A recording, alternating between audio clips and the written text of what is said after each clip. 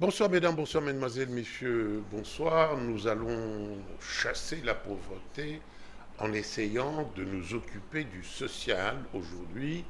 Et j'ai le plaisir de recevoir monsieur Zagor Moukoko Sanda, confondons pas les choses. Il est gestionnaire d'entreprises sociales. Et puis le reste, il se présentera en cours d'émission. Monsieur Zagor, mais Zagor, c'est un peu particulier comme prénom. Oui, c'est un peu particulier dans le sens que c'est un idéal. Quand j'étais encore enfant, je lisais beaucoup de bandes dessinées. Il y avait une bande dessinée dont la vedette était Zagor. Zagor, esprit de la hache, comme les Indiens voulaient bien l'appeler. C'était à l'époque de l'exploration des Amériques. Il était le justifié qui défendait le vulnérable. Et moi, je me suis senti dans sa peau, je me suis fait surnommer Zagor. Mais après, ce Zagor-là est devenu comme mon deuxième prénom. Et dans tous mes documents officiels, vous retrouverez ce nom de Zagor. Mais c'est à partir de quand que vous avez décidé que vous allez vous appeler Zagor? À partir de quel âge? C'était vers les années 71 ou 72, quand j'ai terminé mon école primaire. Très bien. Monsieur Zagor, tous nos respects, parce que vous vous occupez aussi des enfants que nous on appelle les enfants de la rue. Vous les appelez? Oui, ce sont des enfants en situation de rue, puisque nous ne pouvons pas dire d'emblée qu'ils sont de la rue, parce que la rue n'a pas d'enfants. Ces enfants viennent de quelque part, viennent de nos familles. Alors, quelles sont les actions qu'on peut estimer comme étant les meilleures que vous ayez pu accomplir, puisque vous avez commencé cette œuvre depuis 1981. Oui. Et moi, je n'étais même pas directeur de l'information à la RTNC. Bon, c'était pas un programme. J'ai été élingué à Mwinda, à la paroisse Christ-Roi, avec le révérend Père Franck Rollins, de vénérable mémoire. À la fin de notre formation de bilingués à Mwinda, on devait s'occuper des vulnérables. Bien que quinois de naissance et d'origine, je n'ai jamais été en prison. On nous a dit d'aller visiter la prison de Makala. Là, on a découvert qu'il y avait des enfants. Puisqu'à notre époque, Makala, la prison, c'était pour les voleurs, c'était pour les assassins. Aller voir les enfants dans la prison, ça nous a tiqué. Alors, quand nous sommes venus faire les rapports au père, le père a pris contact avec l'aumônerie catholique de prison. Il y avait une sœur là, espagnole, ma sœur Maria, et qu'il a mis en contact avec le juge d'enfants. À cette époque, c'était le juge Mazikou Émile et le juge Kopiters, un Belge. Et ça nous a donné, quand on a fait le démarche pour les faire sortir, ces enfants n'allaient où partir. Ils sont venus chercher le père Franck à la paroisse L'Aigle Bienfaiteur. Et le père Franck nous a demandé, nous les bilingués à Mwinda, nous sommes une dizaine, de nous occuper de ces enfants. On s'est relayé et on était encore nous-mêmes enfants, puisqu'on n'avait pas encore 18 ans. Et on le faisait bénévolement dans le cadre de l'encadrement de la jeunesse de l'Église. Entre-temps, vous continuez vos études? Alors le père nous a dit, comme je ne sais pas si c'était un appât, moi personnellement quand j'ai terminé, j'avais la vocation d'aller faire le droit.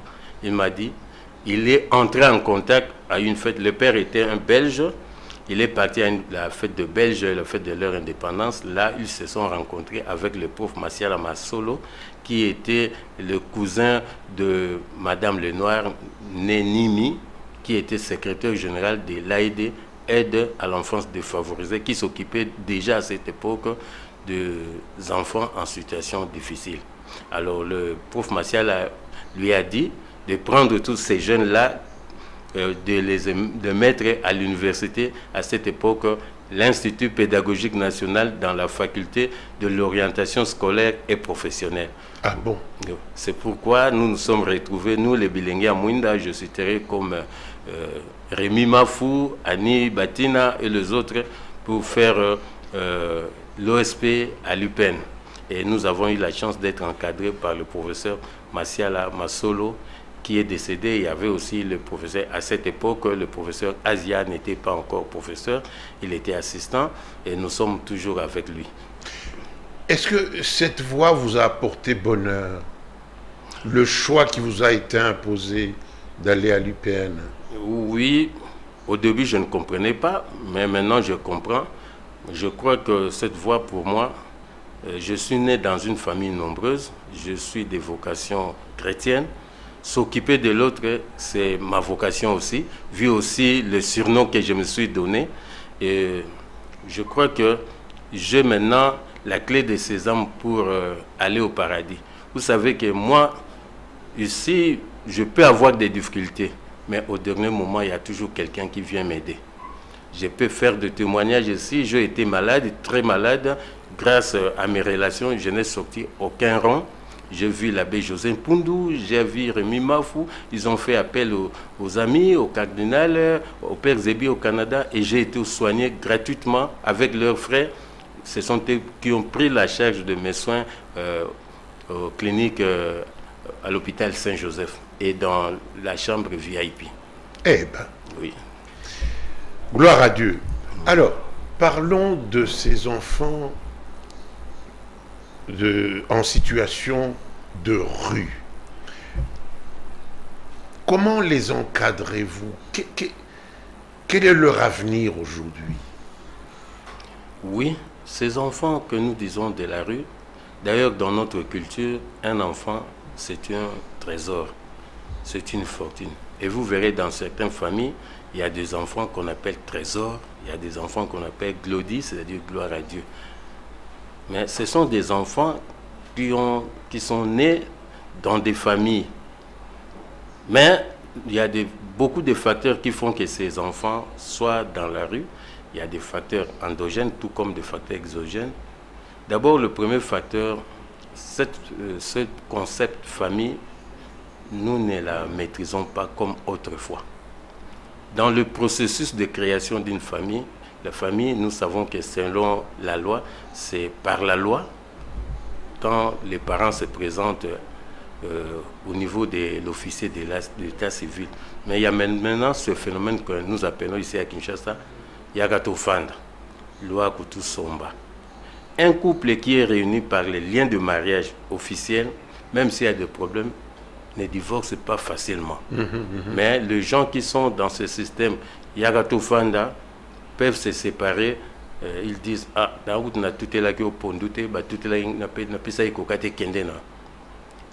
qu'est-ce qu'il faut dire à ces gens qui s'arrangent entre eux pour vivre ensemble? Quels conseils pourriez-vous donner? Le mariage, c'est pas un arrangement, mais plutôt un engagement de la vie. Il faut comprendre qu'est-ce qu'est le mariage. S'unir avec une personne que vous n'avez pas connue au départ, c'est un engagement. Et dans le mariage, il y a les pires et tout comme il y a les meilleurs. Mais la personnalité de couple qui compte, quelles sont les valeurs qu'ils défendent, dans quelles valeurs ils sont nés. C'est ça le rôle de l'environnement que nous appelons la famille élargie. Quel est l'impact? Puisque pourquoi on a mis ce processus un peu long, le contact entre les mariés, les fiançailles pour aboutir au mariage. C'est pour que les gens s'observent, se connaissent, et puis s'aiment finalement. Oui. Parce que ayant peut-être une façon de voir commune, ou d'ailleurs même différente, mais complémentaire. Oui, ça c'est une raison, je dirais, un des facteurs exogènes, mais endogènes, mais il y a aussi des facteurs endogènes, c'est-à-dire l'environnement. Autrefois ici à Kinshasa, une parcelle, une famille. Mais maintenant, qu'est-ce que nous vivons? Une parcelle, vous verrez 5-6 familles. Si nous donnons un minimum d'une famille avec 5 ou 6 enfants, donc vous verrez, si vous faites le calcul, plus de 30 personnes dans un périmètre de 15 sur 10. Et cette promiscuité a des conséquences. Le mal se copie facilement par rapport au bien. Et le Kinshasa, et surtout les grandes villes, les grandes mégapoles, il y a beaucoup de cultures qui s'embrassent. C'est que l'autre juge mauvais, peut-être que c'est bien pour l'autre. Alors, et puis l'influence de médias aussi. Les médias aussi ont une influence. C'est pourquoi je suis en train de réfléchir. Surtout négative. Négative. Parce qu'on ne sait pas contrôler le programme. Il y a des programmes qui sont lancés. C'est pas seulement, je ne fais pas allusion à nos chaînes locales. Maintenant, nous sommes à l'époque de l'Internet. Tout est maintenant, le monde est devenu un seul village. On voit n'importe quoi. Et j'ai des difficultés. Moi, j'ai un garçon, mon cadet, qui a 15 ans. Jusqu'à présent, je ne lui ai pas donné de téléphone. Puisque j'ai peur. Qu'est-ce qu'il va voir? Il n'ira pas dans... Mais s'il ne voit pas ça à la maison chez vous, il verra chez le voisin. C'est pourquoi nous devons revoir ce concept-là des familles, parce que l'enfant qui est non seulement la propriété d'un père et d'une mère, c'est un bien de toute une communauté. Et le parent doit savoir qui sont les amis de son enfant qu'il fréquente. Et moi, je sais, quand nous étions enfants ici, j'ai des amis de l'école dont je connaissais la famille. D'abord, à l'école, c'est toute une famille qui allait fréquenter les écoles. Et on s'identifie par le nom des familles et on sait, même le père recteur, le directeur d'école sait que celui-là, son frère, c'est celui-là. Mais maintenant, qu'est-ce qui se passe? Les écoles, un des facteurs aussi, on ne respecte pas les normes. Les grands villages des anciens dignitaires sont transformés en écoles. Des chambres sont devenues des salles de classe. Mais les normes pour créer une école, on ne respecte plus. Or, l'école, le milieu par excellence pour protéger l'enfant, outre la famille, il y a l'école et l'église. Tous ces trois milieux n'offrent plus de garanties. Vous parlez seulement aux catholiques, là. Hein? Non, non, non. Quand je parle de l'église, je vois... La mosquée, oui.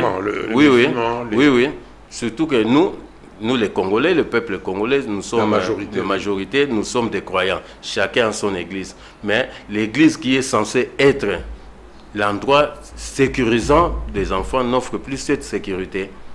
Et vous verrez qu'il y a des abus qui se commettent dans les églises. Soit des abus de la doctrine qui ne répondent pas au respect des droits de l'enfant, au respect de la famille, ou bien des abus individuels, eux-mêmes les pasteurs qui abusent des enfants. Comment est-ce que les enfants sont-ils encadrés dans les églises? Donc le milieu par exemple, il y a trois seulement, mais qui ne répondent plus aux normes. Il y a la famille qui n'offre pas les besoins de base aux enfants. Il y a l'école, dont les réformes parfois qui sont intempestives dans les écoles, il faut le dire. Moi, je fais l'OSP, l'orientation scolaire et professionnelle. Autrefois, chez nous, il y avait le CO, le cycle d'orientation pour préparer l'enfant. Parmi les raisons pour que ces enfants aient des permissions, il y a aussi, ils ne maîtrisent pas. Il n'y a pas quelqu'un qui peut l'accompagner à la découverte de ses talents. Alors, on a fait les réformes, on a changé, le CO n'existe plus à l'école, puisqu'il y avait dans les écoles ce qu'on appelait les conseillers pédagogiques. Même à l'université où nous sommes, il y a toute une année à la rentrée académique, on dit l'année où on montre aux étudiants comment est-ce qu'on peut vivre dans une université. C'est une période de sensibilisation, puisque l'université est différente des humanités. À l'université, il n'y a pas de préfet de discipline, chacun est responsable de ses actes. Et à l'école primaire aussi, mais maintenant, qu'est-ce qui se fait?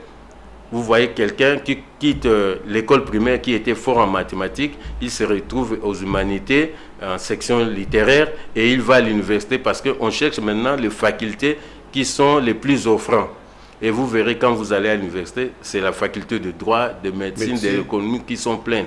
Or, il y a d'autres talents, ces enfants-là.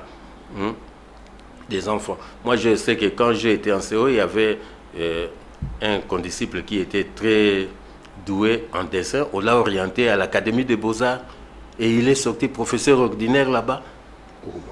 Alors maintenant, si c'était à cette époque, cet enfant qui n'est pas encadré, et les méthodes, autrefois, l'enseignant de l'école primaire, s'il vient chez vous, c'est un motif de fierté. Absolument. Mais maintenant, pourquoi on l'appelait monsieur?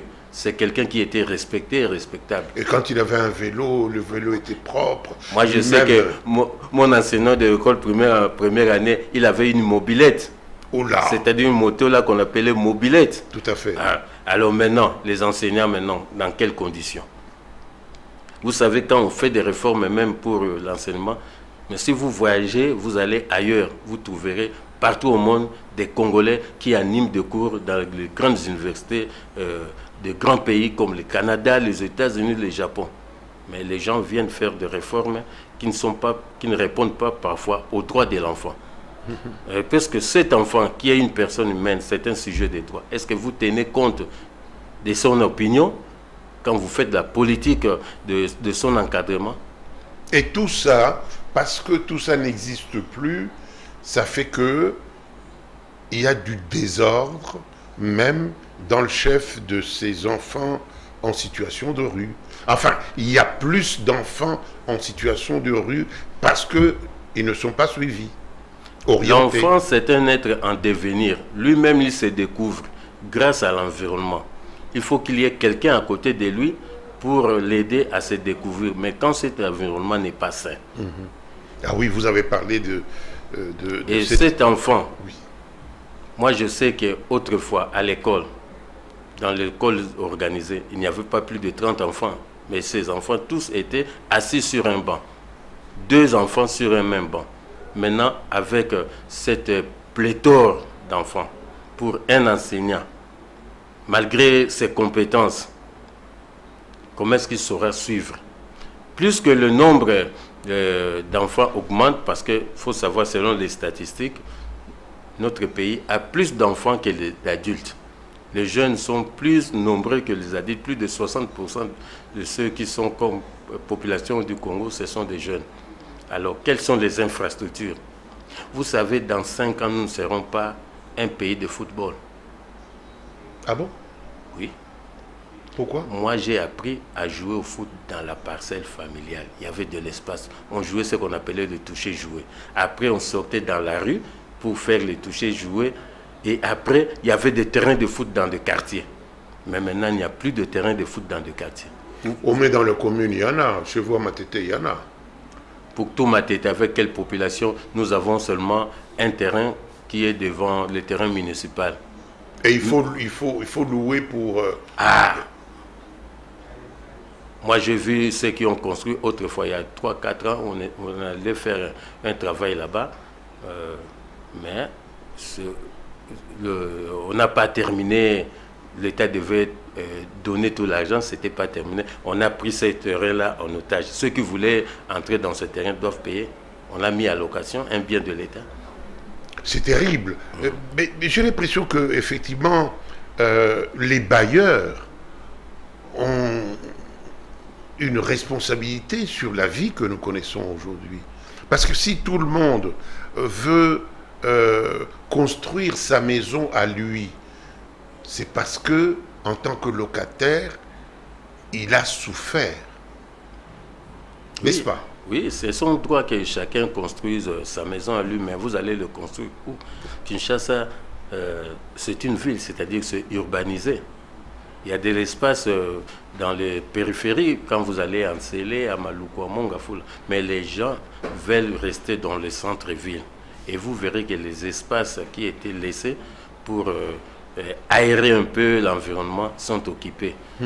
Vous allez par exemple dans les espaces qu'on devait laisser libres, qui étaient marécageux, par exemple le baie d'Engalema, maintenant c'est occupé. Vous allez à Massina, là où il y avait des rizières. Vous savez, dans quelques temps aussi, on doit importer même les légumes. Les espaces qui étaient laissés pour faire le jardinage, maintenant ce sont des constructions anarchiques. Et le comble, nous disons construction anarchique, mais ces constructions ont eu des autorisations de bâtir. Alors, quand la maison, l'espace d'habitation des résidences ne répond pas, n'est pas visible, n'est pas viable. Comment est-ce qu'on peut transmettre les valeurs aux enfants? Et c'est ce qui fait que les enfants en situation... Même dans ces constructions, autrefois à Kinshasa, quand vous allez quelque part, vous entrez, il y a de l'espace, il y a le véranda, il y a le salon, il y a le salle à manger, il y a des chambres de parents, des chambres de filles. Le salon, c'était l'endroit idéal de rassemblement de la famille. Maintenant, le salon ici à Kinshasa, c'est la salle polyvalente. Parce que dans le salon, on se met là-bas pour regarder la télévision, mais aussi la chambre à coucher de celui-là qui va passer la nuit là-bas. Et celui-là qu'on appelle dans le jargon quinois Salomon, quand il vient là-bas. Donc, la famille n'a pas le temps de se réunir pour parler. Bon, tout ce que vous... tout ce chapelet de... C'est ce qui explique qu'il y ait des enfants en situation de rue? Cette situation, c'est dû à une pauvreté. Moi, j'appellerais ça une pauvreté intégrale. Depuis, puisque le pays traverse plusieurs crises multisectorielles, la plus grande crise, c'était le pillage que nous avons vécu, où toutes les usines qui étaient les usines locales étaient pillées. Je citerai par exemple Goudir, je citerai là où on a érigé le marché des LBT, il y avait General Motors, on montait des véhicules là-bas. Donc, à Limete, il y avait toute une partie qu'on appelait Limete industriel. Maintenant, ce métier industriel n'existe plus. C'est-à-dire, ce pillage, ça a enfoncé la vie des citoyens dans une certaine crise que j'appellerais une pauvreté aussi matérielle. Ça fait que les gens ont des difficultés d'accéder aux besoins de base. Je donnais l'exemple, moi par exemple, pour venir ici en ville, en quittant chez moi Matete, je fais 3 heures de temps. Nous, quand nous étions élèves, on venait étudier ici au collège, il y avait des bus scolaires. Alors maintenant, le déplacement, c'est difficile. La communication, pour communiquer avec les gens, c'est difficile. Pour manger, autrefois, on reconnaissait les tribus par leur nourriture. C'est difficile. On est maintenant en train de... On reconnaissait les gens par leur nourriture. C'est une sorte de richesse, non? Oui. Oui. Pourquoi vous incriminez ça? Ce n'est pas une incrimination, c'est-à-dire une richesse que nous n'avons pas exploitée, puisque la gastronomie fait partie de notre richesse. Oui. Dans le tourisme, on peut même utiliser la gastronomie, puisque nous sommes très riches dans notre variété de voir les choses. Et vous verrez, je donne un exemple. Ce missionnaire protestant ou bien catholique qui viennent chez nous, pourquoi ils apprennent notre langue? Pourquoi ils mangent notre nourriture? Et nous-mêmes, nous sommes des acculturés. Vous allez même dans nos familles. Nous apprenons nos enfants le français au détriment de nos langues locales. Ces enfants sont appelés un jour devenir chefs de famille. La culture, ça se transmet par la langue. Comment est-ce qu'il va gérer la famille s'il ne maîtrise pas sa langue vermaculaire? Alors c'est ça qui crée aussi, c'est-à-dire le moindre valeur, puisque l'identité, on a même perdu notre identité. Donc, le fait que les valeurs ne sont pas inculquées ni par la famille, ni par l'école, fait que les enfants, chacun se débrouille comme il peut. Oui, les enfants subissent l'influence. Vous verrez qu'à Kinshasa... Il nous reste 9 minutes. Vous verrez qu'à Kinshasa, il y avait les billes. Les billes n'étaient pas des criminels. C'était des gens qui étaient de l'influence. Pour être bill, il faut être fort, tout ça. Mais qu'est-ce que nous avons maintenant? Nous avons des Kuluna. Les Kuluna, ce sont des voleurs à main armée, puisqu'ils utilisent l'arme blanche. Et les billes étaient... Pas seulement l'arme blanche, maintenant il y a même des armes. Ou des armes. Ça, c'est l'influence des guerres que nous avons vécues, puisqu'on a utilisé abusivement les enfants dans le groupe et forces armées. C'est pourquoi ces gens-là ont acquis cet esprit-là d'utiliser ce qu'ils ont appris comme moyen de survivre. Que faire maintenant, papa? Hein, c'est bien beau, nous nous plaignons. Que faire? Oui, nous dans le CPF, nous avons... CPF qui veut dire? Cercle d'études pour la protection de l'enfant et la famille. Nous sommes un cercle de réflexion. Nous sommes en contact avec les chercheurs universitaires. Je citerai par exemple le professeur Raoul Kienge, qui a conçu une approche qu'il appelle une approche de proximité et holistique pour la protection de ces enfants-là. C'est une approche, puisque dans le travail social, nous avons 3 approches. Il y a l'approche caritative, Là, on fait la charité, on donne un peu le besoin de ces enfants. On a sauvé leur... Deuxième approche? Deuxième approche, c'est l'approche répressive. Ça, c'est l'exclusivité de l'État, puisque nous, dans le travail social, on ne peut pas utiliser la force. Et la troisième approche, c'est l'approche participative. C'est amener la personne à prendre conscience de son problème et utiliser ses potentialités, ses compétences pour faire face à ces problèmes, pour les sortir de cette vulnérabilité. C'est un peu ce qu'on fait à Kanyama KCC. Je ne pourrais pas parler de Kanyama KCC parce que je n'y ai jamais été là. Oui, mais vous en connaissez les résultats. Le résultat, oui. Mais vous savez, dans l'approche répressive, les résultats sont immédiats mais sont éphémères. Ah, parce que vous appelez ça approche répressive? C'est une approche répressive parce que l'État utilise la force.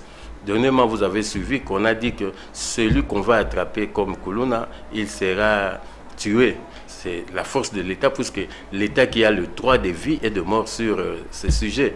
Mais nous, dans le travail social, nous le voyons... L'État qui a la violence. Oui. Oui. Qui appartient à la violence. Oui. Oui.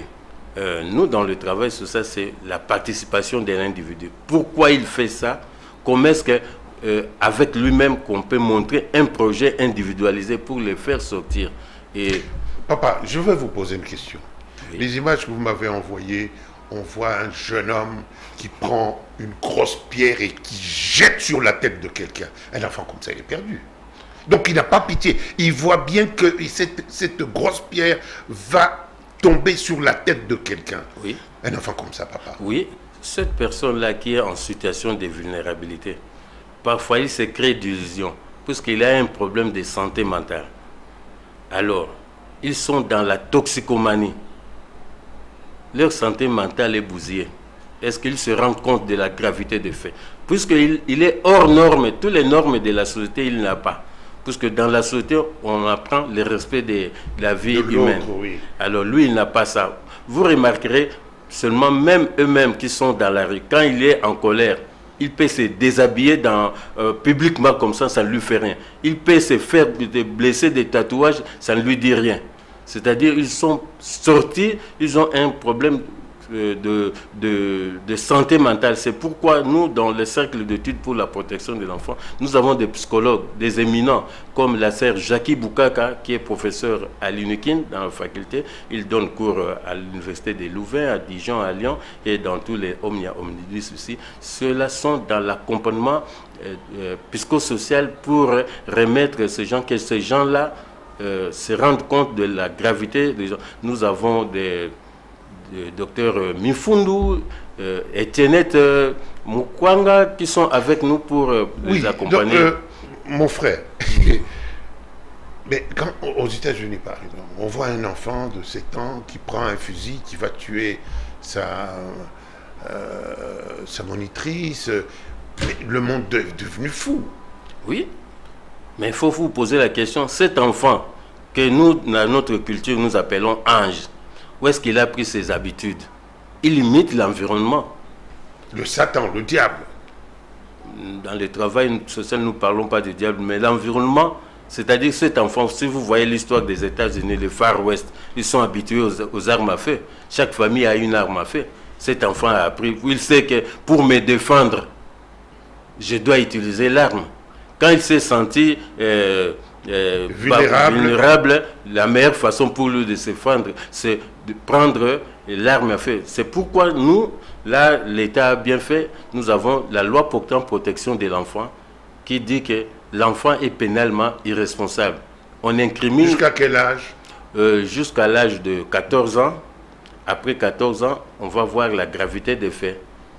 Parce que cet enfant qui doit être encadré par son environnement, quand il commet cet acte pareil, on pose la question, qui était l'adulte qui était à côté de lui? On doit suivre l'histoire de l'enfant, ce qu'on appelle l'amnèse. Connaître son histoire de vie depuis sa conception jusqu'à sa naissance, jusqu'à son développement. Où est-ce qu'il est? Qu'est-ce qu'il a fait? Dans quel environnement il a vécu? Ces enfants-là qui utilisent de pareilles armes, parce que le parent utilise les armes. Il n'y a pas de douceur dans la famille, c'est la loi du plus fort qui prime. C'est ça qui est malheureux. C'est ça, c'est pourquoi je disais que nous sommes victimes de cette pauvreté. Nous avons la pauvreté matérielle, nous avons la pauvreté morale. Pas mentale. Hein. Non, la pauvreté, ça vient. Après la pauvreté morale, vous ne savez pas distinguer le bien et le mal. Il y a la pauvreté spirituelle.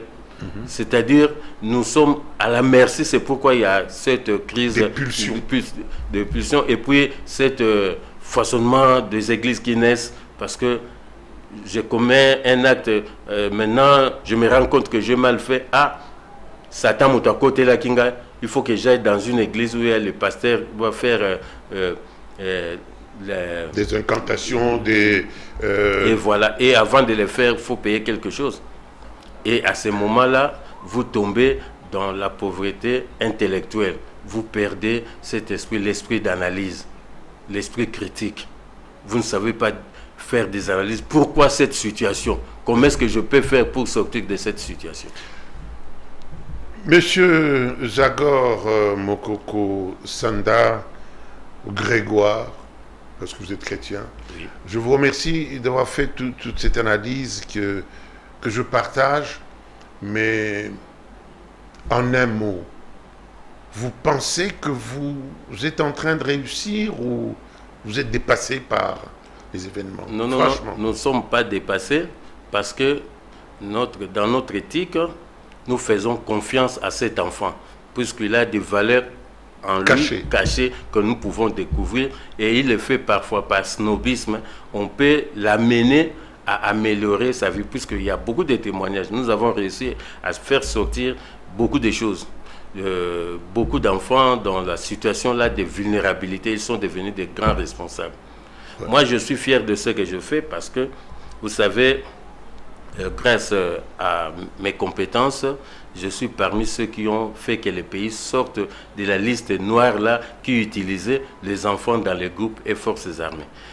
J'allais dans le centre de recrutement de l'armée et de la police avec mes étudiants, puisque je donne cours aussi à l'INTES, l'Institut national du travail social, et on faisait ce qu'on appelait l'approche SOPS, standard opérationnel de protection, c'est-à-dire, puisque nous n'avons pas de carte d'identité pour connaître l'âge, celui-là, est-ce qu'il est capable, il est déjà mûr, il est déjà adulte pour être recruté on utilisait les techniques. Et vous avez réussi? Nous avons réussi, puisque maintenant, dans le phare d'essai, dans la police, il n'y a plus d'enfants.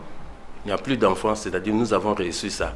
Et puis dans l'apprentissage de métier, nous avons de grandes personnes qui ont maintenant créé leurs entreprises sociales qui engagent les enfants de la rue eux-mêmes qui commencent... Je ne me fatiguerai pas de vous faire venir pour partager tout ce savoir, pour le communiquer afin que nous puissions savoir. Je répète aux téléspectateurs que celui qui dit à un enfant qu'il est sorcier, il est punissable par la loi.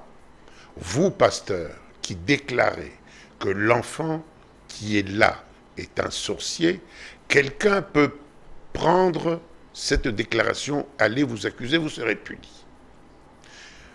Monsieur Zagor, je vous remercie. Mais vraiment, on n'a pas terminé. Ne vous fatiguez pas. Hein. Numérica, c'est pour ça, c'est pour changer les mentalités, c'est pour créer une société dans laquelle il fera beau vivre. Moi, je suis très content parce que non seulement mon rôle, c'est de former les assistants sociaux, d'accompagner les acteurs sociaux, c'est aussi faire le plaidoyer auprès des autorités. Puisque ça, c'est un des canaux que j'utilise pour faire le plaidoyer auprès des autorités pour qu'on fasse la révision de la loi portant protection de l'enfant, puisque nous avons remarqué... Nous avons terminé par là. Ce monsieur que vous voyez, il a beaucoup de relations parce qu'il fait du bon travail. Je crois que vous avez apprécié ce qu'il nous a dit. C'est une façon de chasser la pauvreté, de vouloir insérer ces méchants dans la société, chercher de savoir pourquoi ils sont méchants, pourquoi ils n'ont pas pitié. C'est un travail que nous devons partager. Merci d'avoir suivi ce numéro. Monsieur Zagor, je vous remercie. Merci.